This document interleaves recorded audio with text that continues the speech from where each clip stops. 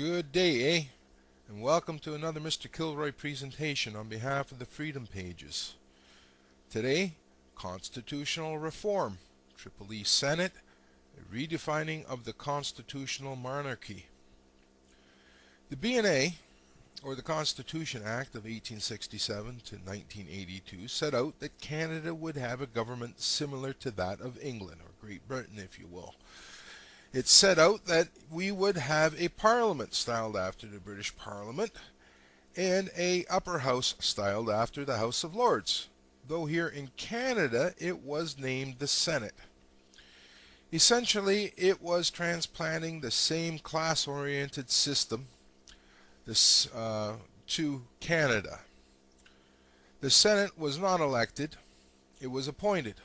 The House of Lords, their appointments are hereditary. Similarly, they are accountable to no one, not even the Crown. As a matter of fact, it could be argued they are the Crown.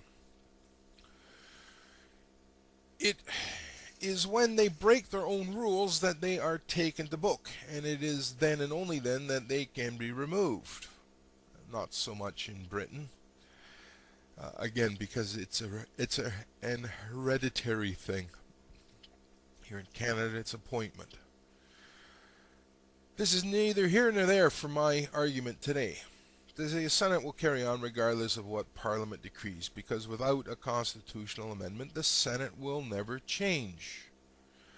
I think it is important that we as Canadians understand that they have the power to hold up legislation of the duly elected Parliament. For years, in fact. Furthermore, they have the power to alter legislation by threat of the very said same power of holding up legislation for years. They'll bury it in committee. Also, they are divided along partisan political lines, in that the Senate, you are either a liberal or a conservative. Even though there are independents sitting, there are nobody from the third party, the NDP. Now that is because the Prime Minister's office appoints senators. The NDP, having not ever formed a government, has not had the opportunity to appoint anyone. Poor fellows. Not that that's a bad thing. Let's understand that. It's not a bad thing. The remedy. As it stands, half of our government is de facto. Now, I mean de facto is because although it is written in, notwithstanding the fact that it is written into the Constitution that they're appointed, this also includes the office of the Governor General. No one elected them, yet they hold power. According to our Constitution, the only lawful de jure government is a representative government. Notwithstanding, the Constitution itself allows for the appointed head of state and Senate, the current system impedes the natural evolution of our country and anchors it firmly fixed in time, when Canada was basically an up-jumped colony of Britain. Now, the idea of a Triple E Senate is a paradigm shift. And I move that we not only elect the Senate, we also elect the Governor Generals of our country. And I would preface it that they have to be born on Canadian soil, a natural Canadian. Now, it's not racism. The fact is that there are plenty of people who have immigrated to Canada and have had children upon this soil over the past 30, 40 years. So there is somebody of an age and of qualification that could run for the office of Governor General.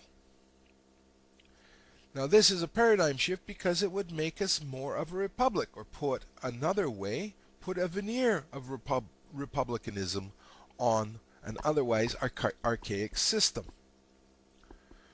Sadly though, the way in which our Constitution is amended, it will never happen. If you read the amending formula as it is written, you will discover that our Constitution is in effect unamenable. The author of it, Pierre Elliott Trudeau, made it so in order to keep Quebec on top of Confederation. Secondly, the other provinces have become just as petulant when it comes to reforming the Constitution, because the status quo suits them fine.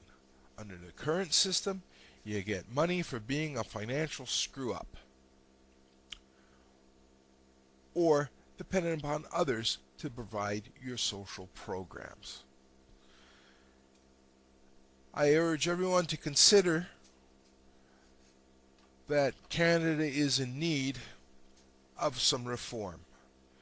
Yeah, everybody despises Stephen Harper, but you realize that Stephen Harper is only operating within the system that was bequeathed to him, as it were. Now, just because a popular Prime Minister occupies that office,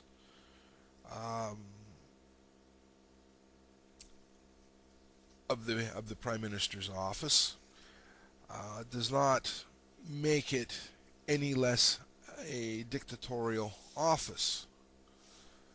It is only by diminishing that office and shifting it to a directly elected head of state, like a governor general or president, if you will Canada evolve